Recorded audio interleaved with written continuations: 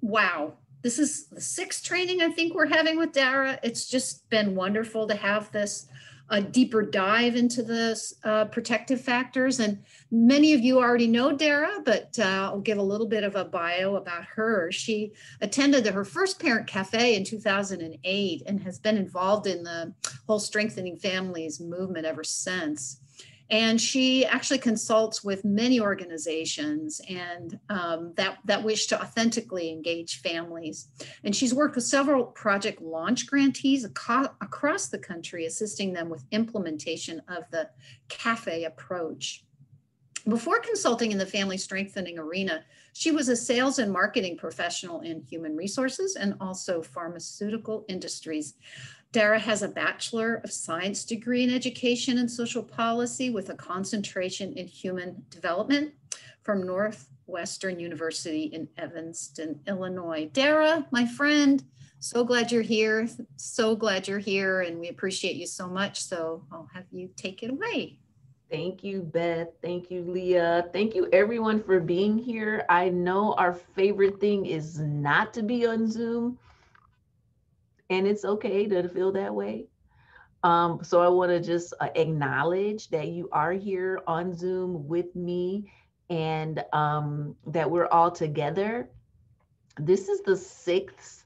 Wow, and I can't believe it. So we've been together doing a deeper dive into the protective factors framework for 6 whole months.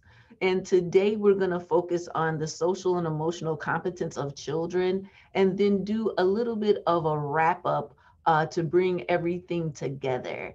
One of the things that Leah and Beth both said was about being kind of present here. And I don't do webinar style trainings.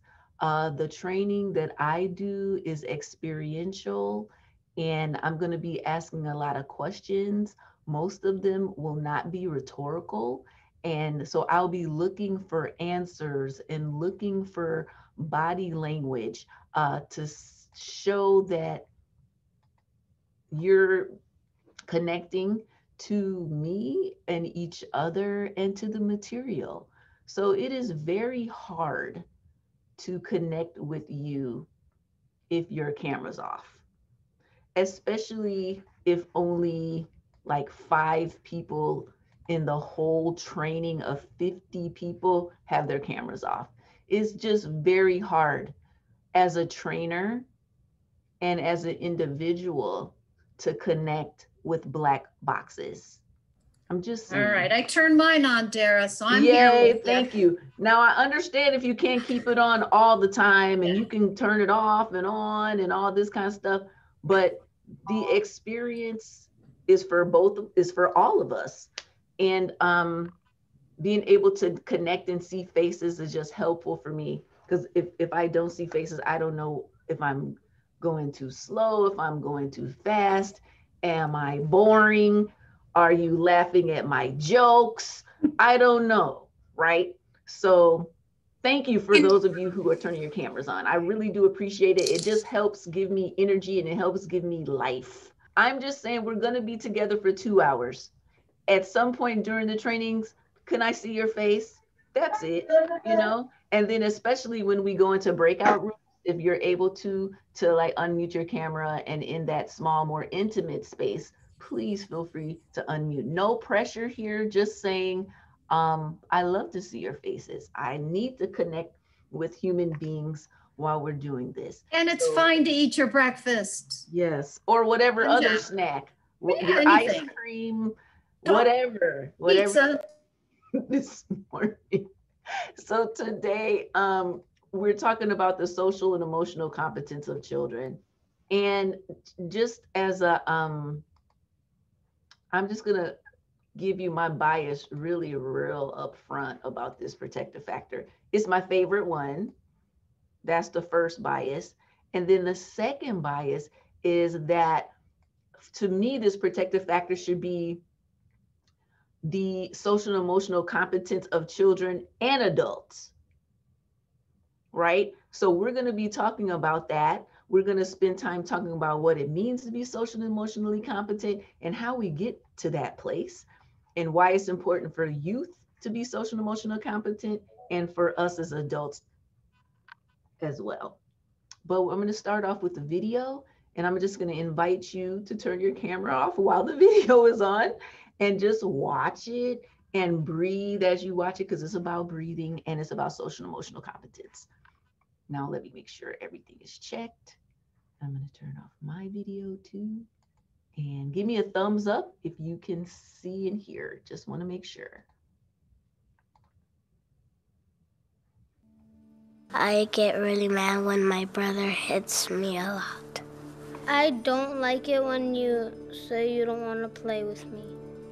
When I'm mad, my brain can get a headache and it can start hurting. Your blood keeps pumping because you're like really mad. And you start to get sweaty because you're getting really, really mad. And then when you start getting really mad, you turn red. When your body can't really control yourself, mad just takes over your body. I just get out of control. It's kind of like if you had a jar and then the jar would be your brain and then you put glitter in the jar and that would be how you would feel like. If you shook up the jar and the glitter went everywhere, that would be how your mind looks. And it's like spinning around and then you don't have any time to think. And you sometimes punch stuff and people when you don't really mean it. When I get angry, I feel it in my heart. I really don't like when I get angry. The amygdala really reacts, but the prefrontal cortex tries to keep it down. When I feel like I want to, get really angry and yell, I just sometimes, take deep breaths. First you find a place where you can be alone, then you find some way to relax and calm down. When I need to calm down, I take deep breaths. I breathe in through my nose. Sometimes I close my eyes or just take deep breaths. It's coming down, it's not moving. It's slowing down and then it stops. And the heart pumps slow and then it goes into your brain. It's like all the sparkles are at the bottom of your brain. My brain slows down and then I feel more calm and then I'm ready to speak to that person.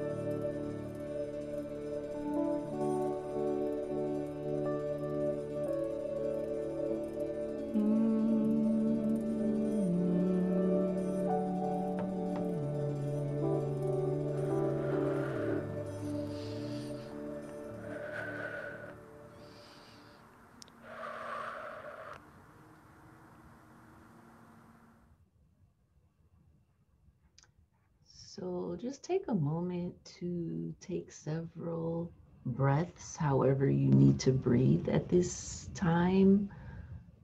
You can take settling breaths, which mean you take longer exhales than inhales.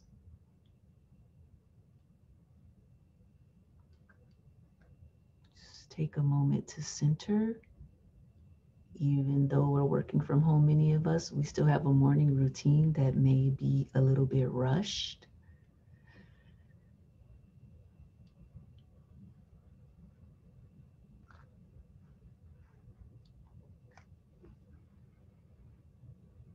So now I'm going to invite you to open your eyes. If you like, turn on your cameras, and we're going to get more into this protective factor, social and emotional competence of children, what it means, why it's important, how we can build it.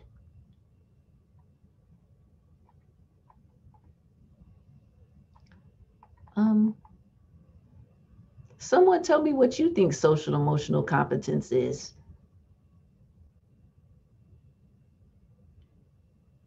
Understanding your children. Understanding your children. Thank you, Armando. Who else? And if you'd like to, you can put in the chat as well.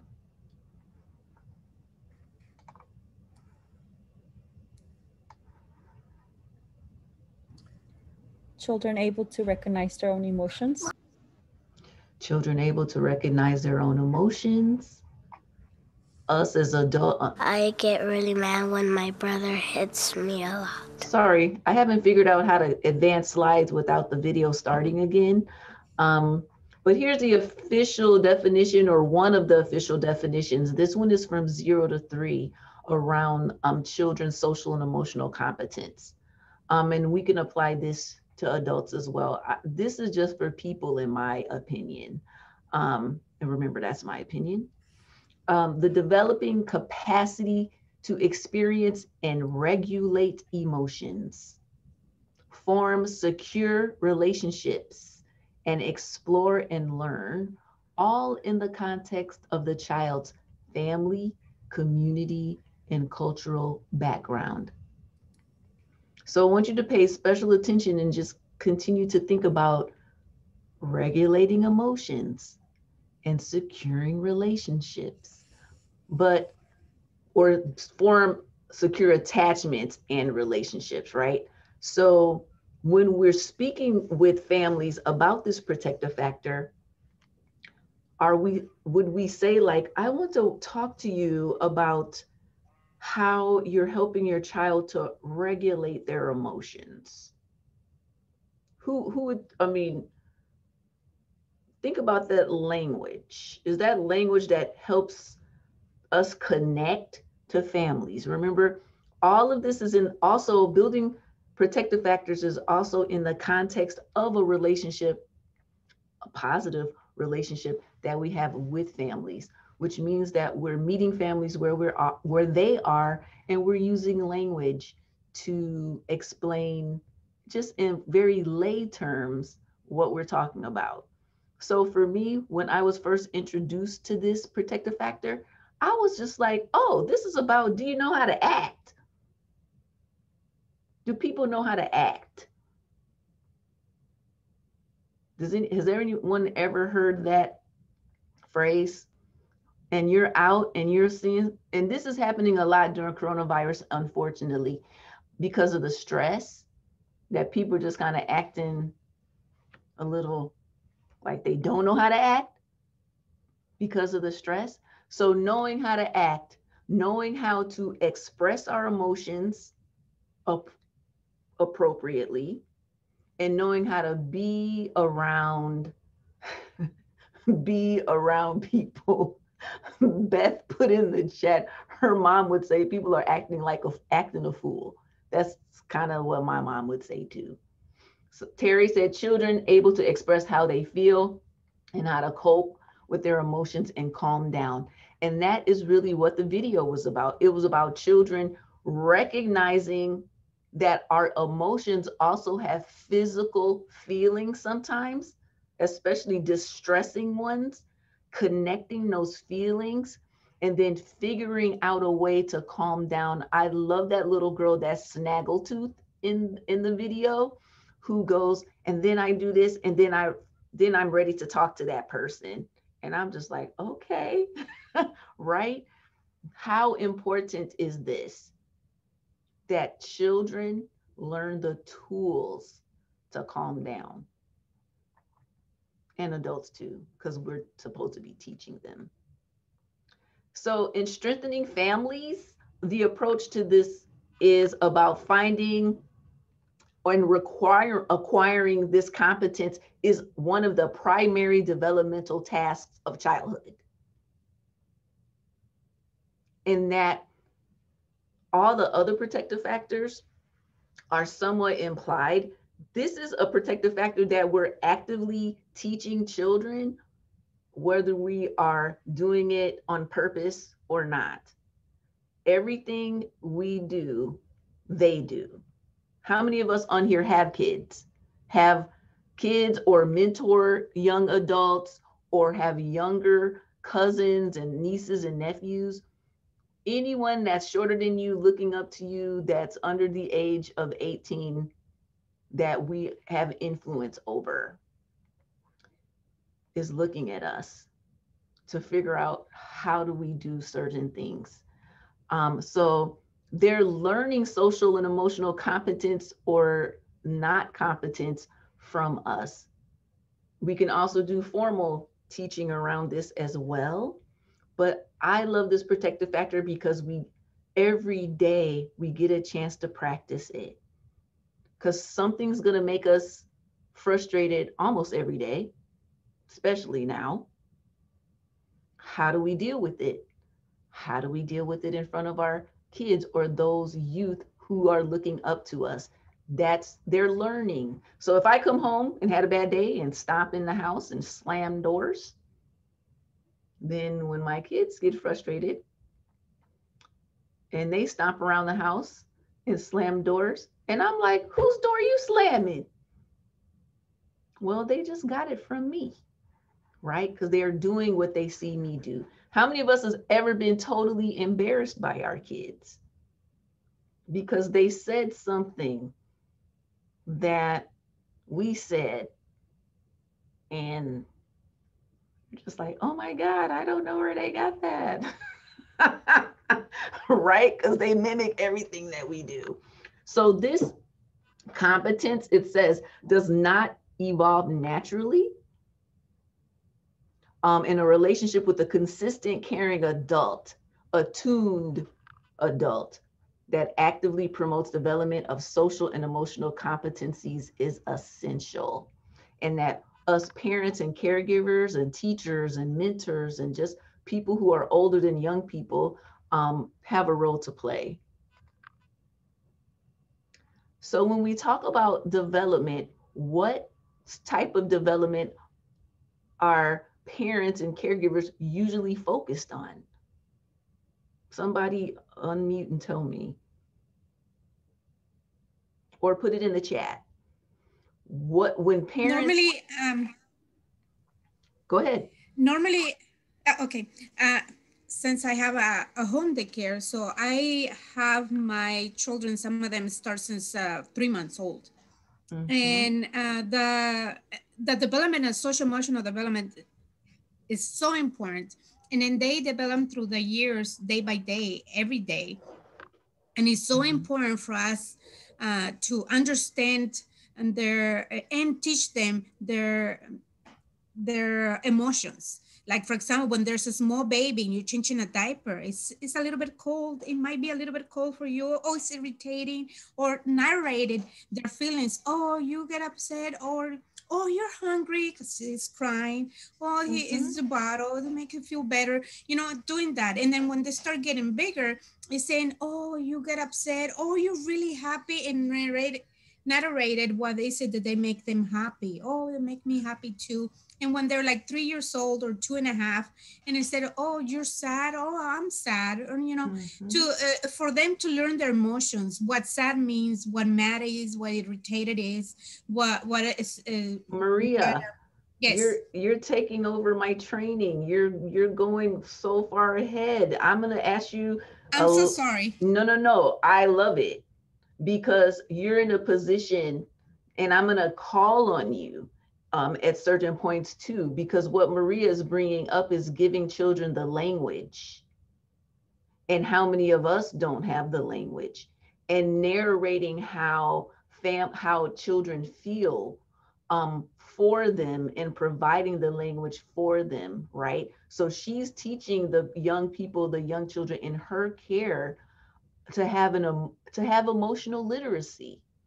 And that is part of this protective factor. So then we have to think about ourselves as adults.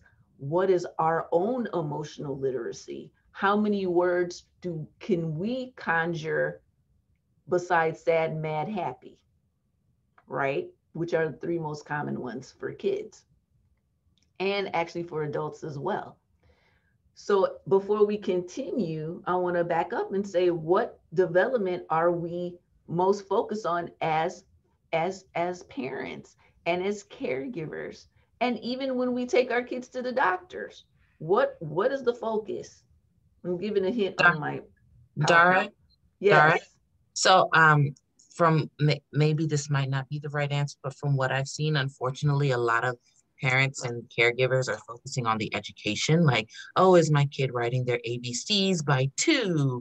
Or is, things like that, which are not, is important for children. So it's important that caregivers learn how important social emotional and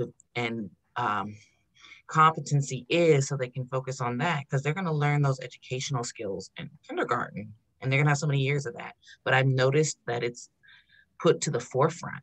It's like social emotional development goes hand by hand with learning, and then if the child feels safe and comfort and happy in the daycare, they can open their mind, their brains to learn. But if they're scared, they're not social development, it is really hard for them to learn, because they're focusing in where's my parents are, if I don't like this place, or I'm gonna be safe, and all those things. So this goes hand by hand, but social emotional development and learning.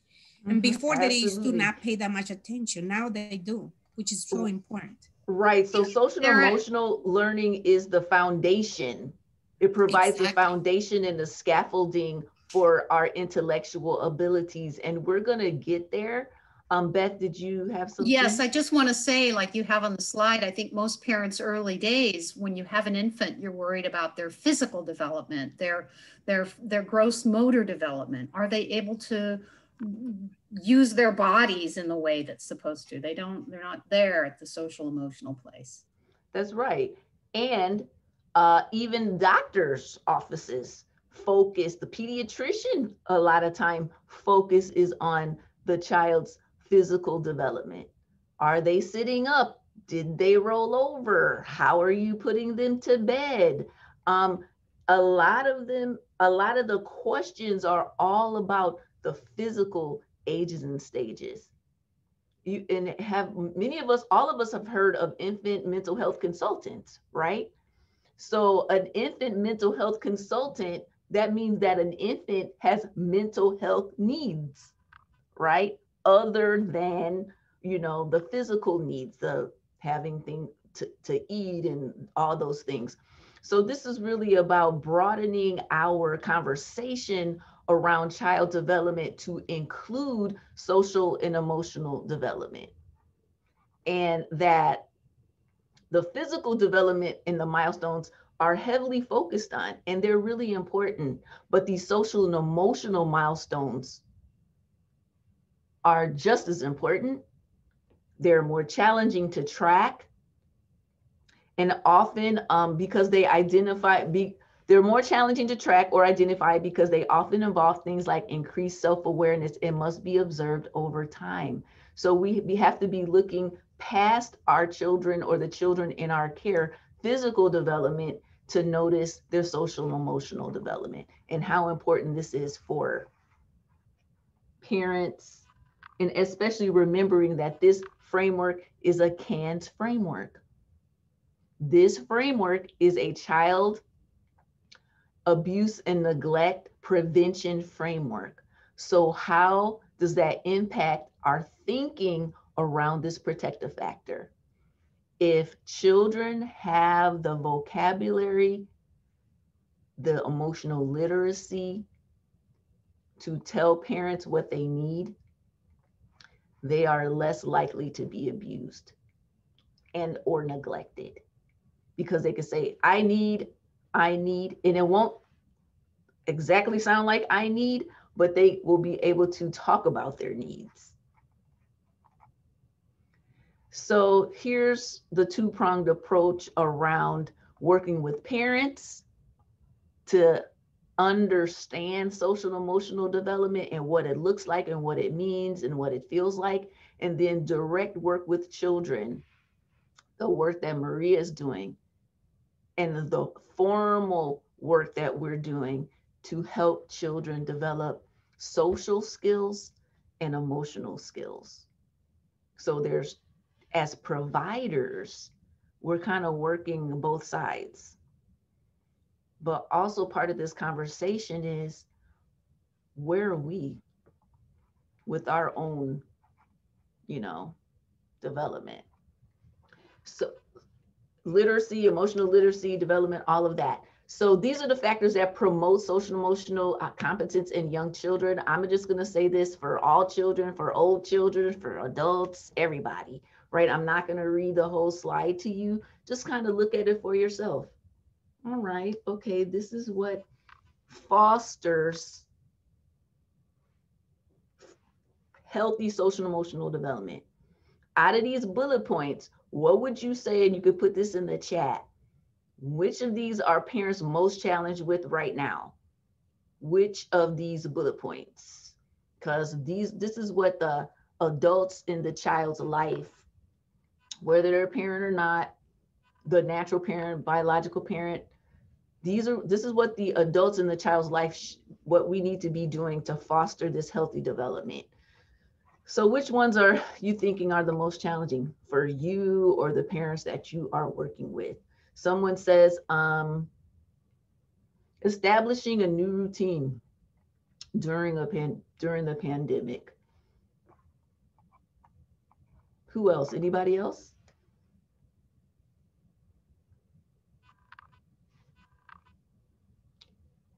Sensitive and responsive care. So hard when tired and stressed. Oh my God. When you have, especially when you have little ones and you have to watch them every minute. Trust, because if adults have their own trust issues, how can they protect that on to their children? Consistent responsive care during the pandemic. Being attuned, which means parents have to get out of their own way, their own baggage, their own stress. And how hard is that right now? My son asked me, Mommy, why do you sleep so light? Just me turning on the lights, you wake up. And I said, you know what? I think it's because I sleep lighter now because of the pandemic. Because all of us, our brains are in hypervigilance still. So everything is heightened. So us parents and us service providers and any kind of relationship we have with other human beings, giving us and each other grace and just understanding right now, because we are all still in a hypervigilance mode. And being a parent right now or being a human being right now is just really hard. Regular and predictable routines. How do you do that right now? Physically and emotionally safe environments for basic psychological needs, interactive language, and an environment that encourages developmentally appropriate play. So this is speaking to what someone said earlier about maybe parents being focused on reading, writing, and math and arithmetic instead of really valuing the skills of understanding how to be and how to express over the hard academic skills. And we're going to talk a little bit more about that as well. So a lot of us are probably, how many of us are familiar with CEFL and the pyramid and how that is being used in our early care and education to help youth and social and emotional competence and what to do. There's all these levels, but then we want to talk about what it looks like for older children as well. So this video is around how social and emotional competence looks for older children. Give me a thumbs up if you can see it here.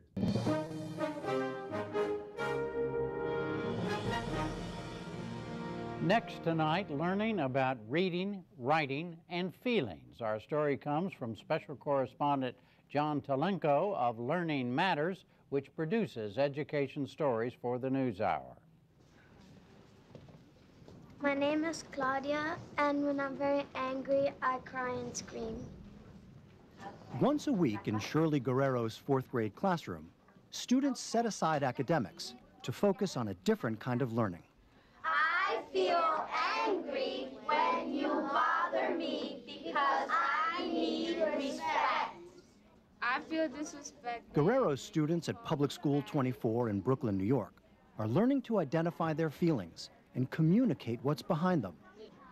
It's part of a small but growing movement in education called social and emotional learning. Today's lesson is about self-expression, using what's called an iMessage.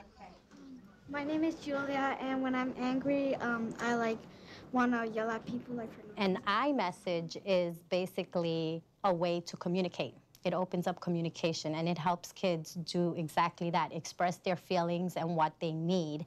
We have to talk about what we feel because that's the only way that we're going to solve our problems.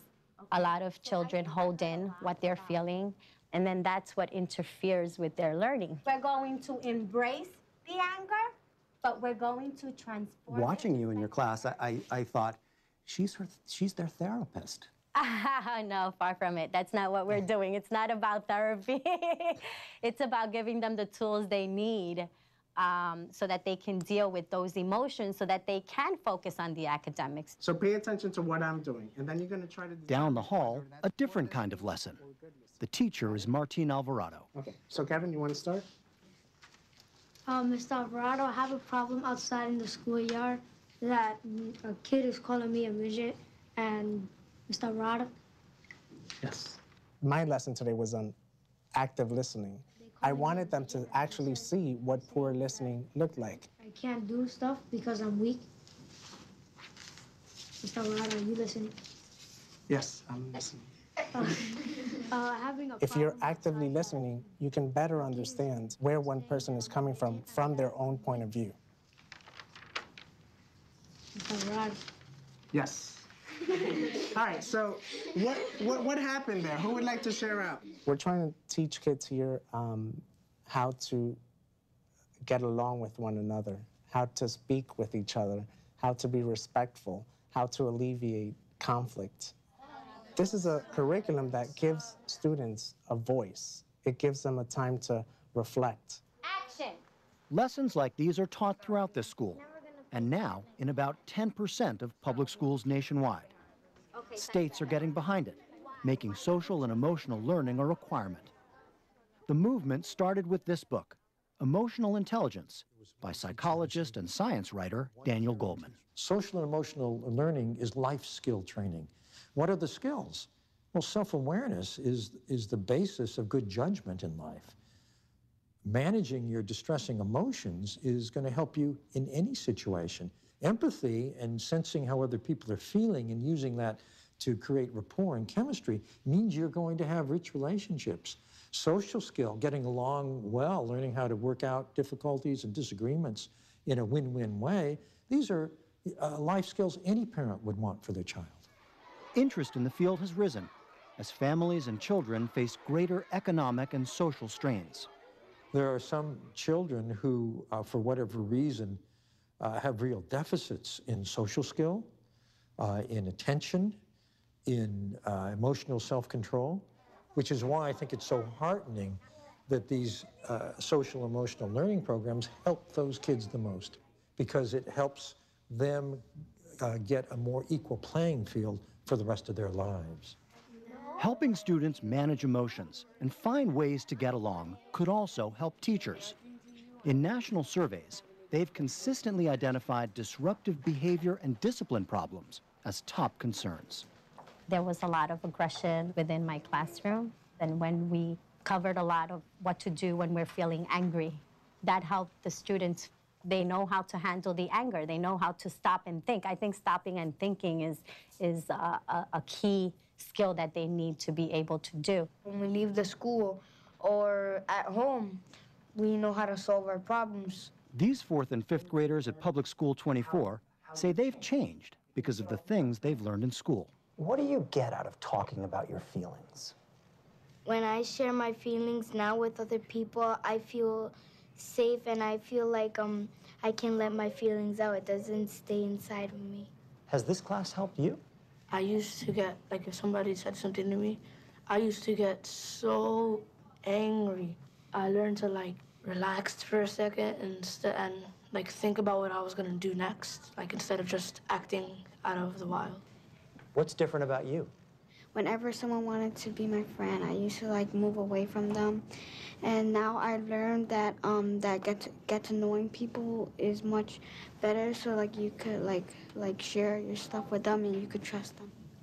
The more relaxed they are, you know, the less problems they have, the less emotions or negative emotions that they're feeling, the better able they are to deal with the academics. Teachers at Public School 24 say that's what they're seeing. Test scores here have risen, and the school has an A rating from the New York City Department of Education. And a new report analyzed results for some 300,000 students nationwide in schools that teach social and emotional skills. 10% less antisocial behavior. You know what that means? It means that children are better behaved. Fewer kids in middle school sent to the principal because they're fighting. All of that goes down. The other thing is that the positive behaviors go up 10%. Listening in class, not cutting class, liking school, enjoying my education, feel I'm bonded with the teacher. There's someone at school that cares about me. Up 10%. Bottom line, this is spectacular. Academic achievement test scores up 11%. At the same time, however, Goldman cautions that when students become adults, academics may only take them so far.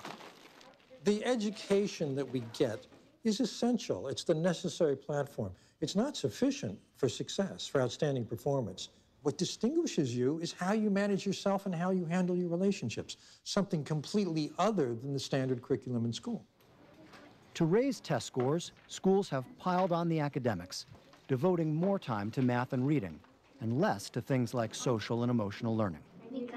If they focus on test scores, they're focusing too much on data and numbers.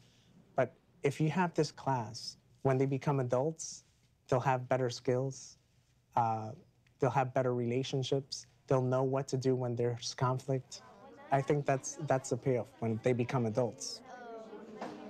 But while they're still children, they'll bring emotions to school, whether they're learning to handle them or not. We're going to send you the links to all of these videos. And Leah, I want to apologize. I should have gave you a warning that we're going to go into a breakout after this. So let me just do a little bit of talking so Leah can set that breakout room up. Any initial reactions to this video you'd like to share out loud? Hi, yes. Let's go with Sophia. Let's go, Sophia. Oh, thank you. Just one really quick thing that they just said that I really liked. I forgot his name, but he had mentioned that he found that academics can only take you so far, and how they manage themselves, how we manage ourselves, our emotions, our relationships are much more important, because a degree, the books, all of that can only lead you so far, because you can know all of that, but not be in tune with your big emotions, right? So I really found that to be so essential, because we're putting aside the arithmetic, the language and all that, and we're focusing more on identifying triggers, trauma, all that stuff. So thank you. Yeah, that's the part that gets me on this one too. Kiana, you have your hand up. Yeah, I just wanted to say, like, I actually appreciate that someone at the elementary school level is taking social emotion into consideration, because usually at that point they're worried on Common Core and academics and all that stuff. So actually makes me feel happy. Thank you, Kiana. Did anyone else have their hand up? Okay. Oh, Elizabeth, go ahead. I just wanted to piggyback on what Sophia and Kiana just said, that understanding, and you could see it from the video, the foundation, like building that foundation for the social and emotional. Because without that, I mean, we are doing our children a discredit. They might have all the education like Kiana, like Sophia said, but if they don't have that emotional, social and emotional, intelligence, they will not be able to succeed or go far in the real world, because you might have a PhD, but you have poor anger management. Where is that going to lead you? So I think it's really foundational to have that at that base level.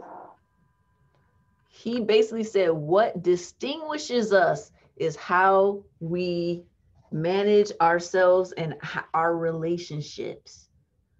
Farida, and then we're going to go into the breakout rooms.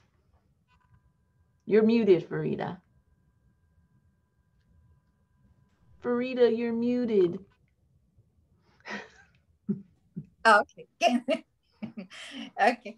I think it's so important because I teach preschool to school age, and it affects and the social, emotional feelings what they have. It changes the home environment, because a lot of these children, they have a lot of problems in their social lives at home. They see the parents fighting or economic, social problems. They are able to handle better if they know how to handle at school and if they are taught how to handle the problem. So I think it really helps their social life at home to handle those problems when they get older. So I think that's important. It's the foundation to handle their home life and the school life. And the person as they get older. Yes, that's right. Like, people want to like the people that they're around, right? And so we're going to go into the breakout rooms now. And here's the question that I want you to talk about. You're going to be in there for about 7 minutes. And I really just want you to answer this. What does a socially and emotionally competent child look like? And what does a socially and emotionally competent adult look like? And what are the characteristics? So even if you want to if you don't like the syntax of my question, change it around. I think you know what I'm getting at here. Like, what does a social and emotional person do? How do they behave? How do they act?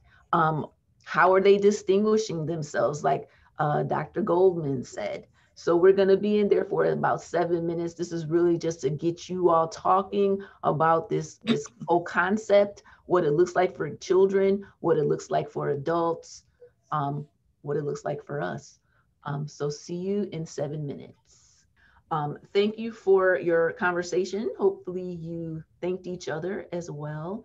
If I could have, I don't believe in forced share outs. How many of you go to a training and they're like, okay, designate a person from your group to share out. And then there's like pressure and it's like, oh my God, who's gonna do it? And then you people in the group sometimes go like, okay, yeah, Brenda's gonna do it. And then Brenda would be like, what? I didn't say I was gonna do it. So if you want to do it, if you want to unmute and say what impacted you about your conversation in the breakout room, feel free to do that. Use the raise your hand feature or actually raise your hand, and then we will call on you to say what impacted you for the entire group. I see Armando, then I have Maria. So it'll be Armando, then Maria. Hey, so I'm just gonna go right to, you said, what does a socially and emotionally competent child look? And also what does an adult look like? So I'm gonna go to the adult and let someone talk about this. I went to the adult first because I used an example in our breakout room, the grieving process. A socially and emotionally competent adult, I think, if that adult is poured into right as a youth, that they'll know how to go through the grieving process and be socially and emotionally competent when it comes to that. And I use my brother as an example. I lost my parents last year. They both died unexpectedly. And to this day, my brother won't talk about it. He don't want to look at no pictures. He don't want to cry. It's more like an anger cry. He doesn't want to talk about it. And I believe because, and not pointing any fingers at my parents did anything wrong, but just he wasn't really versed in how to express his emotions and how to go through that grieving process. So I believe that if you look at me and him side by side, not that either one of us is better than the other, but I think I got a better understanding of how the grieving process, but then again, everybody grieves different. So I believe that a socially and emotionally competent adult one thing that you could see when you see that adult, you'll see that they know how to manage their emotions, go through the grieving process, and understand others. Mm. Armando, I didn't know that. Thank you for sharing that. Yes. That's rough. It is. But you know what? I'm okay. And we have, as a society, dealt with a lot of loss because of the pandemic. And those are feelings that we, as service providers, as helpers, that we are probably helping people deal with right now. So this is really a real conversation about how we're assisting people at this time. Maria, could you go ahead and unmute? So it's really important as an adult, the way that we understand and express our emotions. Mm-hmm. But I'm gonna go and I'm not gonna talk about ourselves. I'm gonna talk about how important it is to teach our parents about social emotional development. So, because we can help our child when they come to us, but we want the parents to have the same tools so they can help their children deal with these emotions. And at the same time, as a parent, know this so they can, and get the child involved. So it has to be a collaboration group with parents, children, mm-hmm. and the provider. Mm-hmm. So we can help and help guide our children better. But it has to be a collaboration, because it's true what somebody says is there's a lot of things going on in their own home. Mm-hmm. And so that's why we need to help them, guide them, parents and children, to deal with different emotions that they face to the lifetime. Yes, Maria, thank you so much. And we're going to continue to, especially when we talk about the littles, how we do that. And also, we're going to talk about a little, well, coming up really now, I guess, what a person and a child that is socially and emotionally competent, what are they doing? How are they expressing themselves where you're actually saying, oh my God, that person, probably what we would say is, we really like to be around that person, or we like how they handle themselves, or they're easy to be around, or easy to teach, or easy to talk to, or easy to connect with, right? A lot of times that's the kind of language that we're using. We're not saying, oh my God, that person is like so socially and emotionally competent. Nobody talks like that, right? When we talk with each other. So here's some of the characteristics. Children, and remember, I would also add adults to this slide, with a strong foundation in social and emotional competence, have all this. They have the ability to develop good relationships with peers and adults. They make friends easily. They're able to persist at tasks. Now, remember, all of this is in a context. It's in a cultural context. Remember, the 0 to 3 definition is all within the context of their family, the community, and culture. That means in some cultures, some things are not going to be okay. In other cultures, other things are not going to be okay, right? When we're talking about these tools and we are talking about deep culture, when we are teaching the tools to the littles and to the adults, we have to be really careful that we're not saying that the way that we're doing, the way that families are doing it is wrong, and the way that we want to teach it is right, or more healthy, or what you're doing is not healthy. If we say that like that to a family, is that I mean, is that going to result in a positive working relationship so they can get to a more healthy place around social and emotional competence? No, it won't, right? How do we have conversations with families around this topic, teach tools that are respectful of the culture, how that they came from, their micro and macro culture, right? The culture of their family, and then their larger culture that's connected to their traditions, beliefs, and those things. One of the ways we can do that is, what are we setting our kids up for when we do X, Y, Z? So when my middle son, Noah, he was in a pre-K program, and I used to try and do these drive-by drop-offs. Does anyone know what that is? Like when you have a kid in early care and education and they have the separation thing and you just want to like throw them in the class and run. That's what I was trying to do. And his teacher stopped me.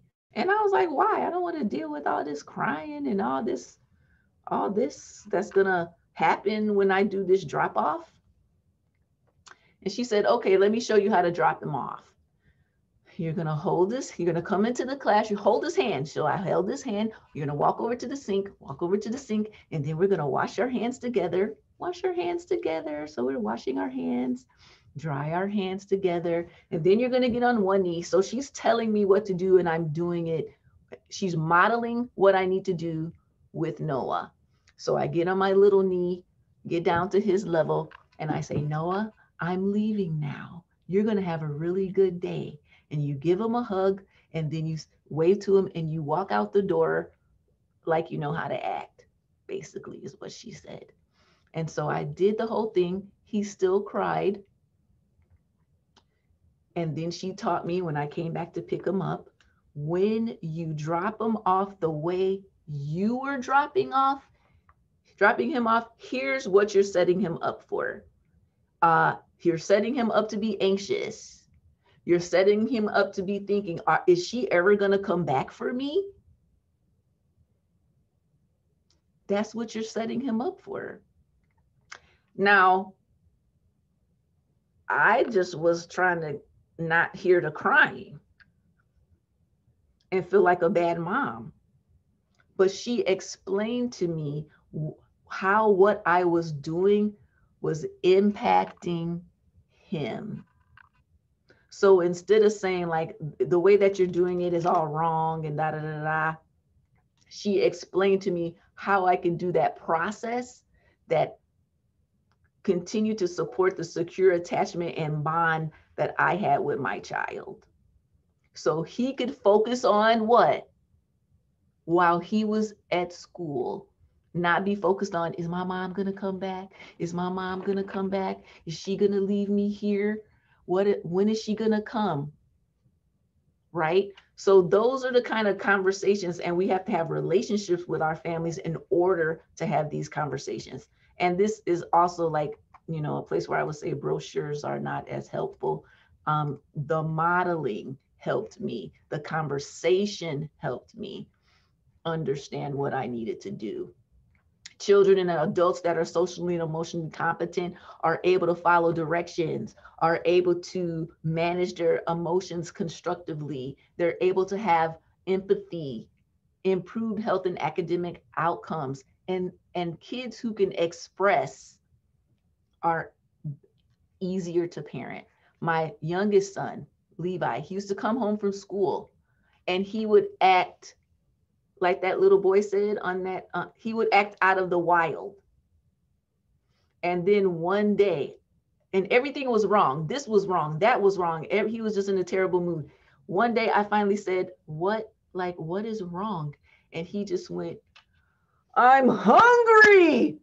And then I said, oh, okay. So after school, I gotta make sure there's something to eat like that he can figure out on his own, like granola bars. Maybe I'll make a sandwich and he can just grab it and go. Yogurts, cereal, right? But up until that time, I was just like, I don't know why he's acting like this. I don't understand.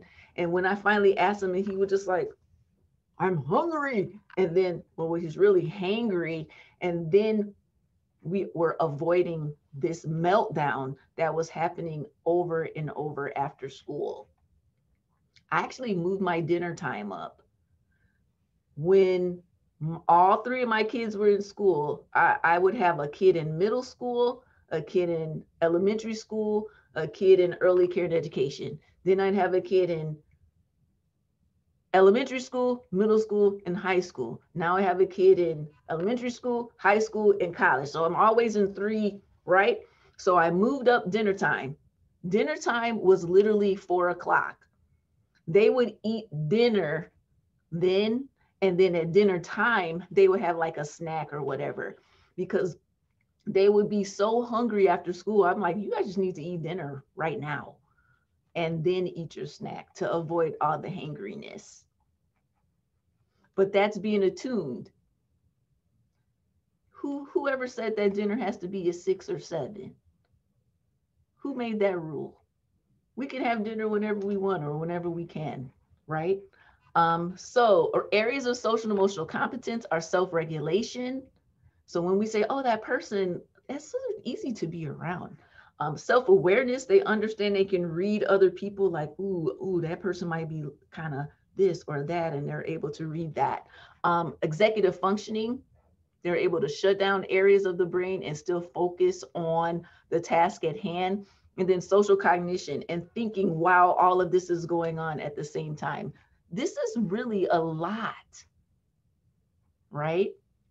And then someone said something earlier around emotions and the emotions picture and us learning different words to tell folks close and not so close what might be going on with us at the moment.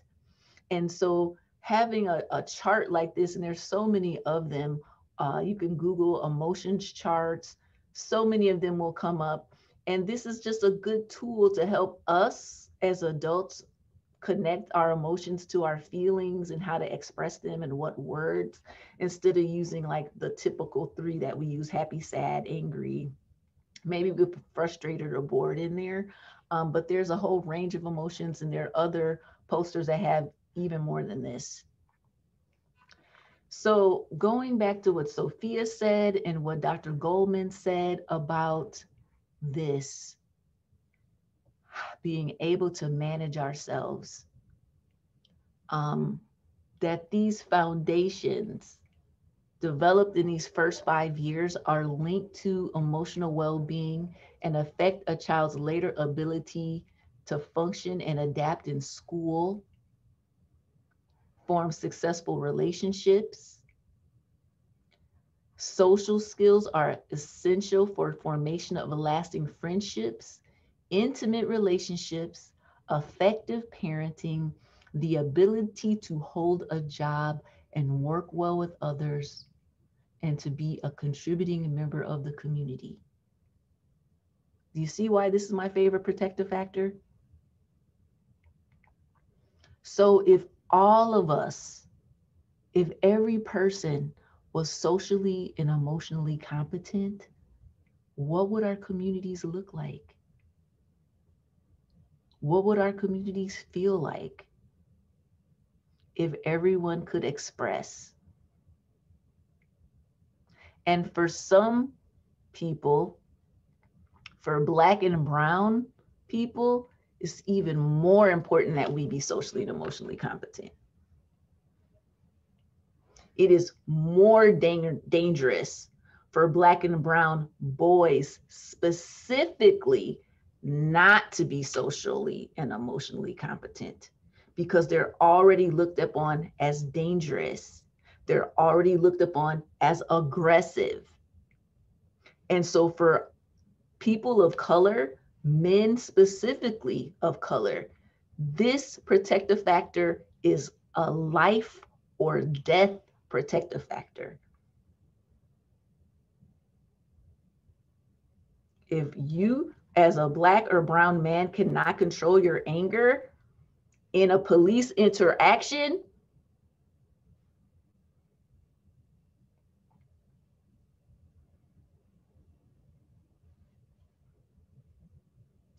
But we also see who can go to the Capitol and not control their anger. This is how we're living. And this is what it is. And so this protective factor for parents of color is so important to teach our children what it means to be competent, what it means to have all of these words to express how we feel. Because if they don't, what are we setting them up for? All of this disparities and all of the disproportionality. It's not fair. No, it's not. But it's where we are. How many of us know adults that are not socially and emotionally competent? When you look at this, how many of us know adults that change jobs before COVID happened every month, and it's always somebody else's fault? Like, oh, the supervisor over there, they was tripping. Oh, the other people was, oh, they didn't know it. And you're like, well, oh, they was trying to tell me what to do. You're like, that's what a manager is supposed to tell you what to do. The supervisor is supposed to tell you what to do. Oh, I couldn't handle it over there. It was too fill in the blank. Well, how long did you last at this job? Oh, it was like 2 weeks. You didn't even learn your job in 2 weeks, right? So being able to manage, we know people who can't, and that's all connected to social emotional. And what gets in the way? There's actual real things that are getting in the way of us being socially and emotionally competent. Trauma is one of them. But what else? And now I'm going to show a video about the what else. And give me a thumbs up if you can hear it. And after this video, we'll take a little break.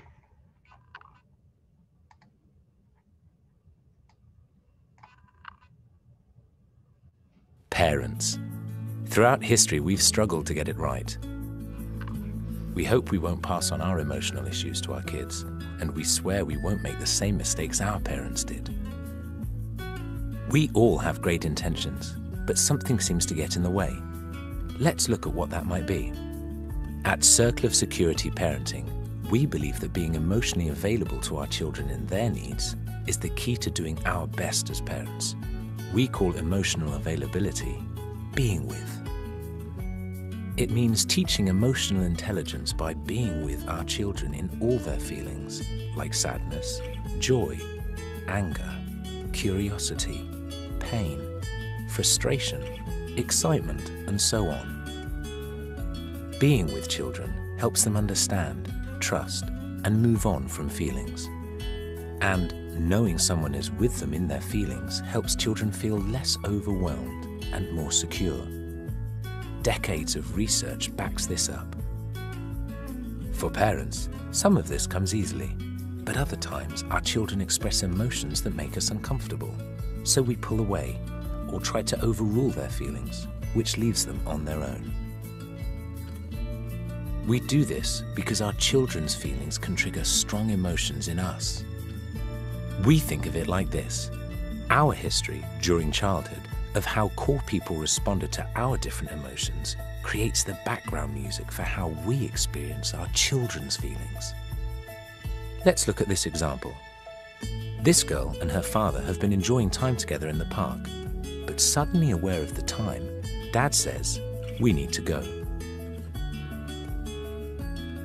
When the girl hears this, she starts crying and gets increasingly angry. All at once, the dad's background music changes.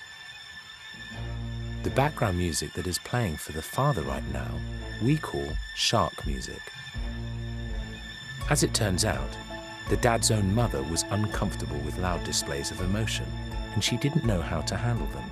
So throughout his childhood, she repeatedly told her son it was pathetic to cry, and she never ever asked him about his feelings of sadness or anger. His ability to deal with his daughter's emotion now is greatly affected by the experience with his mother then. Shark music.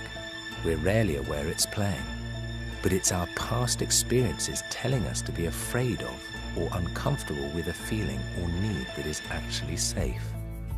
When our shark music limits our ability to respond to these feelings, our children learn to hide or feel ashamed of them. This is a problem because we're teaching our children to fear emotions that are actually both safe and essential in life. Most of us experience shark music with one emotion or another, and it's different for everyone. But whenever it is triggered, our ability to respond to our children's needs is limited. The good news is, by simply calling it by name and reflecting on what our children need in the moment, we can turn down our shark music. This is so important because if we can learn to manage our history of negative experiences and perceptions, we can respond to the truth of our child's current situation and be with them in it. Ultimately, this will help our children grow up with a better ability to understand and share more of the emotions they experience. There's no escaping it. Strong feelings are a challenge to manage as parents, but our children always benefit when we have an accurate response to what's happening, rather than reacting to the shark music we're bringing into the relationship. Remember, there's no such thing as perfect parenting, and blame never helped anyone feel more secure. That includes blaming ourselves. But the more often we can identify our shark music, the better off our children will be.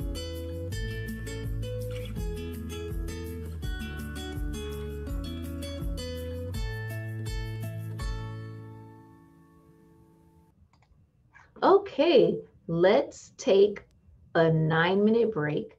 Come back at 11:30. So get a snack, something to drink, all of that. Stretch. See you at 11:30. Okay, hope you had a good break. Come on back. Come on back. Come on back. So, initial reactions to that video. What impacted you about that video? Anyone? The importance that is help and keep the tools to the parents to break the cycle of their own parenting when they were young. It is so important to give them the skills for them to cope with a healthier parenting style. Healthier parenting style. The next slide that I show here for this, I just want to show it to you. And then I'm going to show you like another picture. But the next slide here is, what is your shark music? Are you aware of what your shark music is? That an AKA trigger, where you kind of like how that man was like in a good mood and then his daughter started crying and then he got like triggered. So I also put next to this, push here to make me react like I always do, right? So if we are not identifying our own shark music and how it attaches or it's connect possibly to our parents, how we are raised, their shark music, their triggers, that's some homework that we kind of need to do. And then I want to show you this picture. I mean, it came up on the video. I hope it's not too blurry or anything. But these are some typical emotions that children or adults could show that might trigger other people. And it doesn't have to be because it might have triggered your parents or whoever raised you. It's just connected to a value or something where we get triggered. So I'm gonna just say another part of this whole protective factor is whether or not, as parents and caregivers ourselves and adults ourselves, were we allowed to have a feeling when we were growing up? So, and not just a feeling. Were you allowed as a child to be mad, disappointed, or angry at your parents or other people, other grown-ups, relatives, teachers, whoever? Were you allowed? So we kind of weren't so allowed, or I wasn't. The only real emotions that we could show in front of my parents would be like contentment, happiness, and gratefulness. If we showed any kind of disappointment, anger, mad, they would be like looking at us like, you're so ungrateful. We do this for you. We do that for you. We pay for your private school. And we would get this huge, incredibly long guilt trip about how they had to walk 10 miles to school and all this kind of stuff. And that we have too much. And because we have too much, we're not grateful. First of all, we didn't have that much, just a saying, but that is what would happen if we had any kind of emotions that they didn't want to deal with. So what did I learn?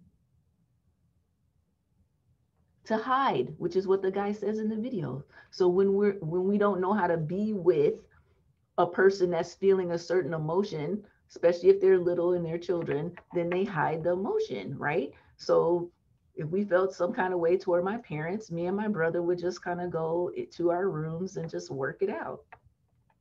We couldn't even show on our face. How many of you had parents that would then say, fix your face? So now I can't even express my face.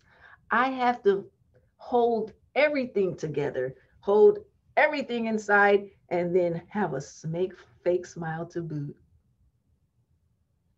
Right? What the heck? And then when they get to school and we don't know how to express our emotions, and they might turn into other negative kind of things, then parents are like, well, I don't understand. When I got married, there would be like something me and my husband didn't agree on or whatever, and I literally would not speak to him. And he would be like, what did I do? What's wrong? He would be like, why aren't you talking to me? And literally, I did not know how. I did not know how to say, you hurt my feelings, or I'm angry at you, because I had a whole lot of years of no practice how to do that. I'm still learning how to tell my husband like these kind of emotional things, and we've been together 25 years. So remember that one slide is about the foundations. I didn't have that. Many of us don't have that. And we still struggle to find words, throat chakra, to express how we are doing, how we are feeling. So look at this picture and try to identify, ooh, here's where my parents' triggers were. There's my parents' shark music. That's my shark music. Anybody want to share about their shark music? Any brave soul want to talk about their trigger music? I will. Go ahead, Rose. Well, anyway, I was just thinking, I get more embarrassed. Oh, I get embarrassed. Like if me and my fiance are out somewhere and he kind of raised his voice, oh my God, I am so embarrassed. And I don't know where it comes from, but I get embarrassed really easy. Mm-hmm. And that was one of the triggers for that dad too. Are people looking at me? Oh, I'm embarrassed, right? Yeah. Right? Mm-hmm. Anyone else have another one? Look at these: tantrums, curiosity, disappointment, chaos, rejection, pride, sexuality, fear, ingratitude. There's mine, ingratitude. This is mine with my kids. If I come home and things are not right, I can go straight to where my parents would go. I go to work, I do all this, and I come home to this? What the? You don't respect me, you don't appreciate. The exact same. it's already, when we go different places, we already get a lot of attention because we're Latinos. And then don't get me started in that. And so when we order something, we most of the times we always ended up, oh no, we don't order this. Or we want this. Oh, we don't have what you order. So, and then my husband is a kind of person, he's Latino, Mexican, and he does not like confrontations at all. He's like, it's okay. Let's just eat it. Forget it, because if we send them back, they're gonna spit on it or something. And I go, wait a minute, no, we're paying for this, and that's what we want. And so, in what part we can say that you're complaining, and part we're saying we're paying for this and we want that, but we have to use, your right voice and not in a complaining way. And so I say to my husband, no, I don't know if I do right or not, but no, if I'm paying for this food, I want this food. I would say that's like kind of like justice, fairness. And there's some kids who and some people like you, right? Who like, if that's a trigger, like, right? So yeah, unjust, unfair treatment. That's definitely a trigger. Who else is brave enough or would like to put it in the chat? Or we can talk about families we serve too, but I really, really want us to focus on, do we know our shark music? Do we know how it's connected? Beth. Sure, I'll share.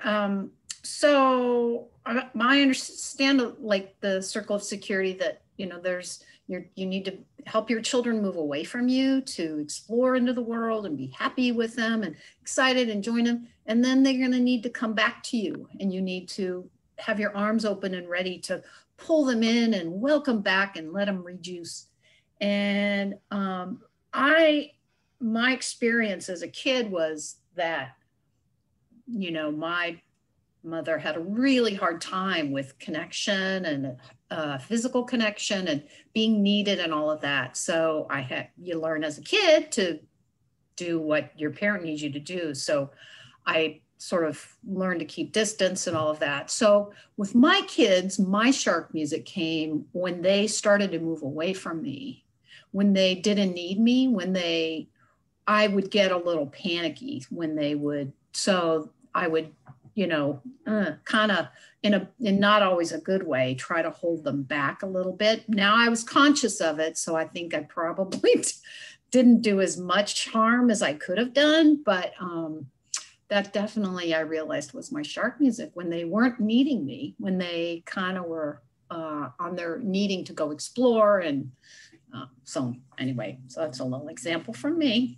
And that feels like rejection, and that's on Yeah, here. Thanks. Thank you for that. It's rejection. Like when my kids are like, don't buy me I don't want you to pick out my clothes anymore. I don't like your style. My kids are like, only daddy can shop for us. I was like, oh, okay. I thought I was kind of stylish myself, but all right.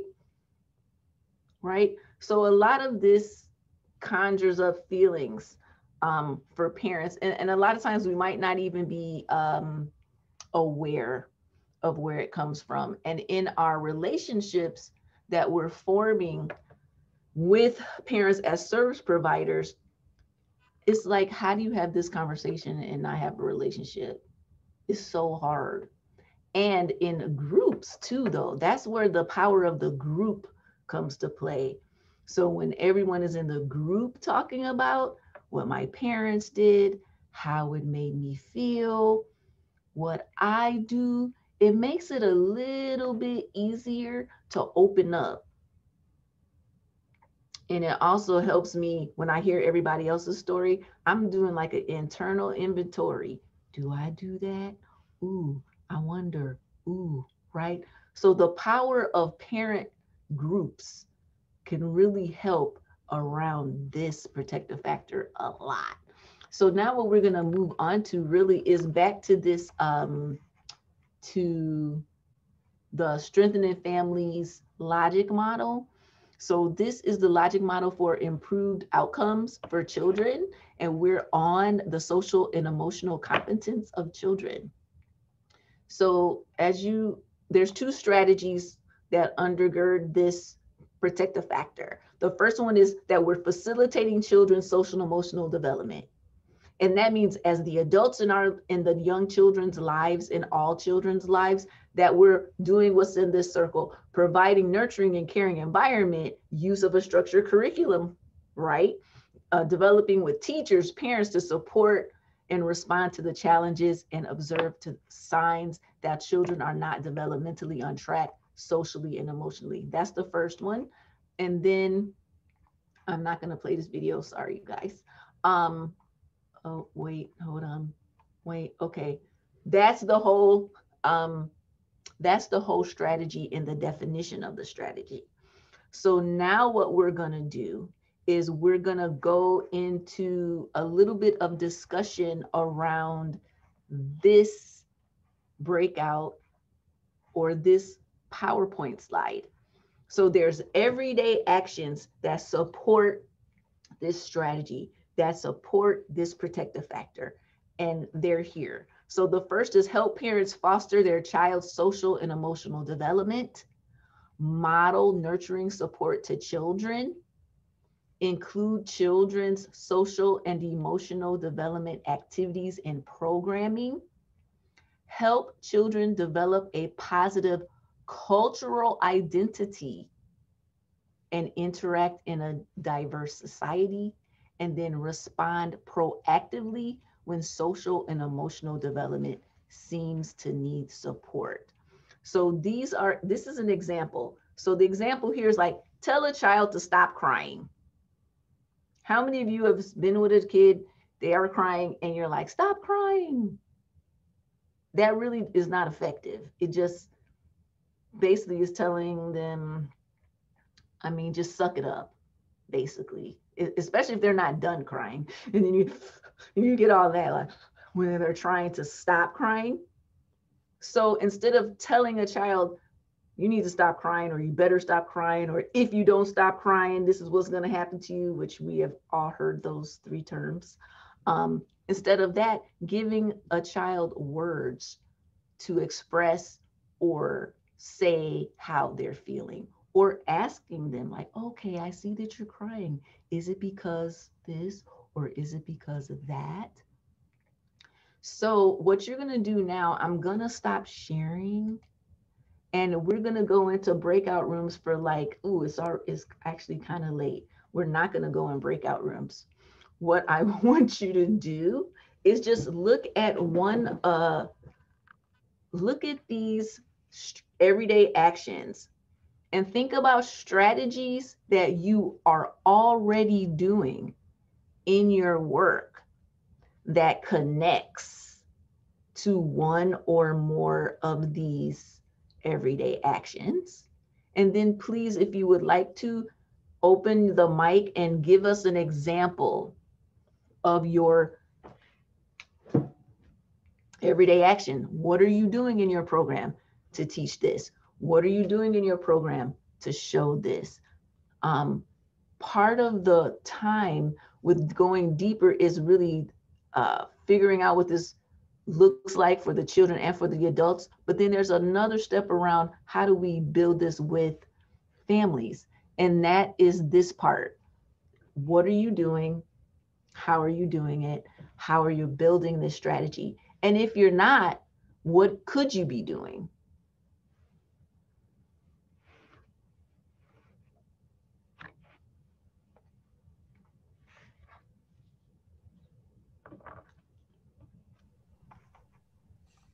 I facilitate some support groups for parents who are involved in the Department of Children and Family Services. The support groups are 2 hours. We actually have one today. And I am going to deliver this factor to them today. What we have begun doing is we have 12 topics that the support groups run through.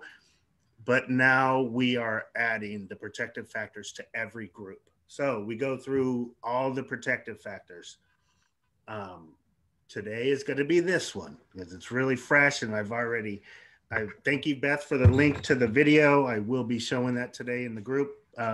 Derica is actually my co-facilitator. So that's why we're here. We're learning more about this factor so that we can deliver the information competently, so that we give this information to mothers and fathers so they bring it home and model that. Thank you. And this one, there's so much content on YouTube. You could just show people acting a fool and then talk about, because we have no shortage of shows with people acting a fool, and talk about what's going on here. Is this competence? How should this be handled? Video, the use of video is really great for this protective factor. Who else would like to tell us what you're doing, what you plan to do? Well, Sophia. You're muted, Sophia. I would just love to briefly share. So I get the privilege to work with pregnant and parenting teens. So one of the many activities that we get to do, we follow this framework called positive youth development. And one of the main things we focus on is emotional intelligence. And for activity number 2, we talk about, what's in your emotional toolbox. And that's really helpful because it's literally like a toolbox. We explain like the importance of it. And there's like really cool, like step-by-step scenarios that kind of say, hey, like, what are some coping strategies that you can focus on when you are, and they actually get to pick the emotion that resonates with them, whether they're already parenting or they're feeling the stressors of, becoming a new parent while they're pregnant. And if they are already parenting and they're dealing with a toddler, one of the things I, recommend for them is Sesame Street has a really cool channel on big emotions. And I kind of talk a little bit about what are some big emotions that maybe your toddler or your 5-year-old, or maybe you're still dealing with because, they're like, even though they're mature and very smart and they're young parents up here, they're still dealing with the prefrontal cortex of like, oh, I'm mad. Oh, this baby won't stop crying. Like, Sophia, you don't get it. I've had it. I haven't slept, and all this other stuff. So I just wanted to share that. Thank you. Thank you. And this is so, the reason I love this protective factor is because we're doing this all the time. Life is a whole practice session on, did I handle that well? Does anyone go like, oh, you have like some kind of interaction every day, and at some point you go, oh, did I go too far on that one? How did I look to other people on that one? Right? So we get so many opportunities to practice this. And one of the most dangerous questions I've ever asked my kids, and this one, if you're not ready to hear the truth, don't ask a kid. How are you experiencing me? How are you experiencing me right now? And just stop talking and let kids who have words, or even adult partners and loved ones who have words, just tell you how they're experiencing you. Oh my, it can be an eye opener. And just remember, just have your duck skin on. And just have your duck skin on, right? Anyone else want to share how they're building this protective factor with families before I go to the next slide?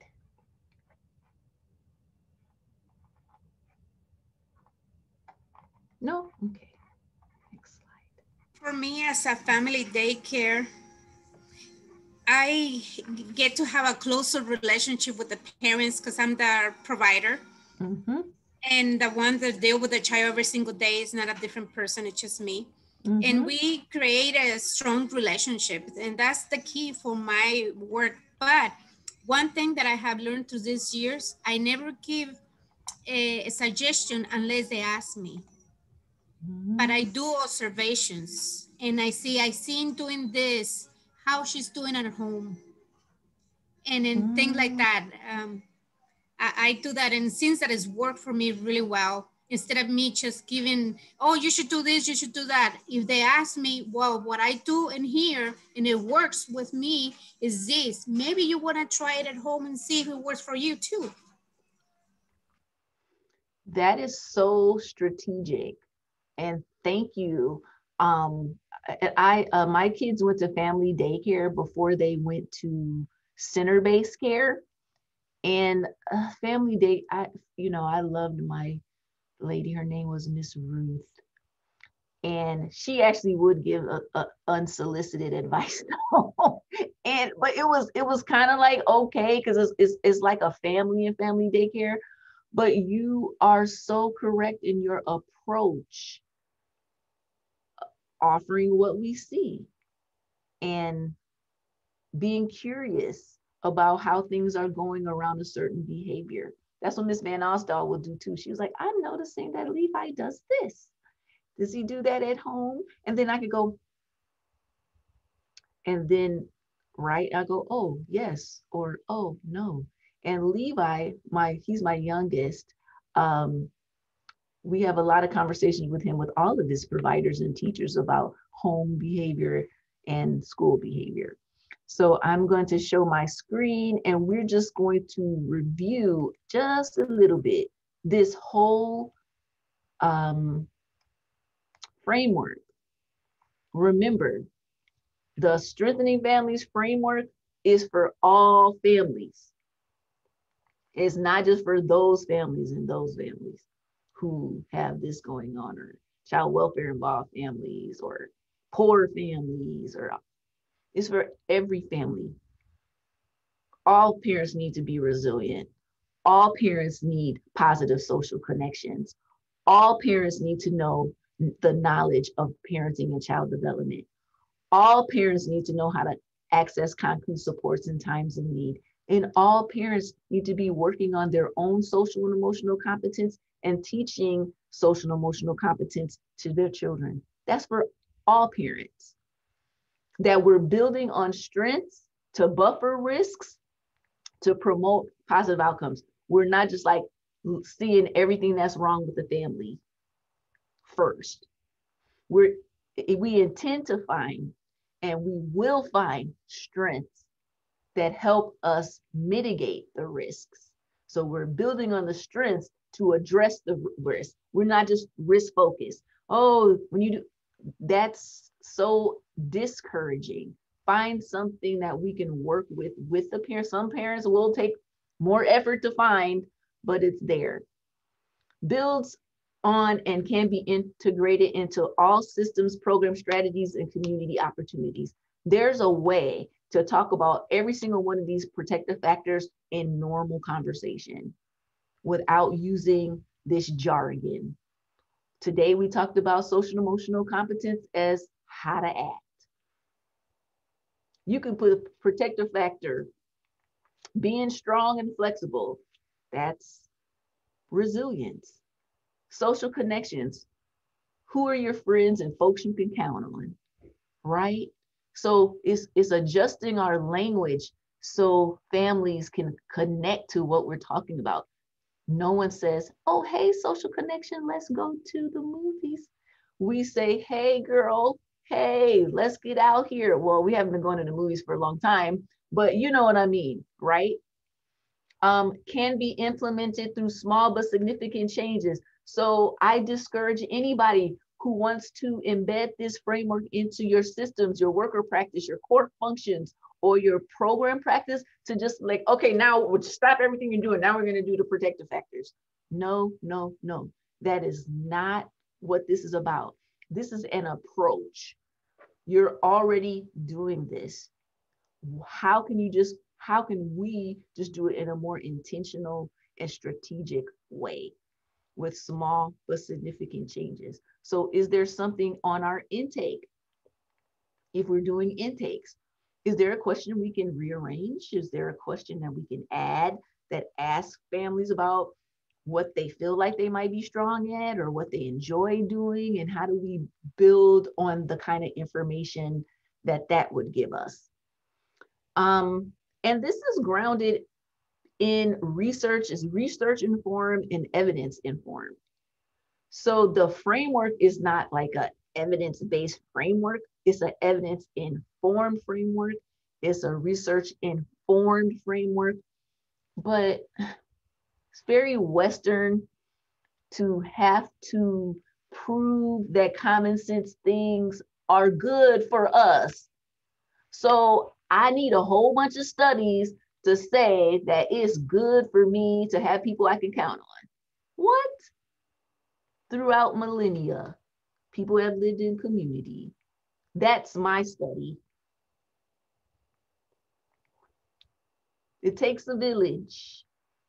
We all have cultural messages connected to how it's not just about the two parents who are doing everything. It's about how is the family. What is a family? What is the community's responsibility to children and families? So this is 12, sorry guys. So this is the whole framework all together with all the protective factors, all the strategies, all of the everyday actions, and then the results if we're doing this. Remember, because child abuse and neglect is a low bar. I'm not working toward just preventing abuse and neglect. I would love all of us to be working for the higher bar, which is strengthened families, which is optimal child development. In strong families, abuse and neglect do not occur. So this is a picture of me and my brother. I think I was 5 in this picture and my brother was 3. And my mom says, I wish these protective factors was around when y'all were growing up. And I was like, they were. And I gave her all kind of examples of how she was living the protective factors, her and my dad, while we were growing up, and how these protective factors mitigated the risks that were part of our lives as well. So I would like to just thank you all, especially those of you who have been to all 6 of these. Big ups. I'm so happy that you hung in there with me. And thank you to Leah and Beth for all of the organization, for you guys sharing all of your stories, being vulnerable, and your continued work of sacrifice for families. Yeah, Dara, thank you so much. This has been an awesome series. And I want to remind people that these trainings are available on our YouTube channel. And I put the link in the chat box. So feel free to share them broadly. We want, and fill out the evaluation so we know what it is that you guys need to help doing the wonderful work that you continue to do. It's something that I'm very passionate about. My years out in the community and working as a home visitor are in the past, but now I have, I mean, I do a little bit, but anyway, but I just now feel like I can really make a difference to all of you in the work you're doing. And Dara, wow, we love you. I feel so privileged. I love you. Call you friend. And all of you, thank you so much. I hope you have a great week. Yes, Elizabeth, thank you, everybody. Thank you, Beth. This has just been a great opportunity for you to know all of you. And I can't wait till we can be in person again and have real hugs, and please take care of yourself. I was thinking during the meeting, you know, a lot of us access to our village that helps raise our children. We haven't had access to it. So, looking forward to when that can happen. Me too. Yeah. Thank you. Thank you. Thank you.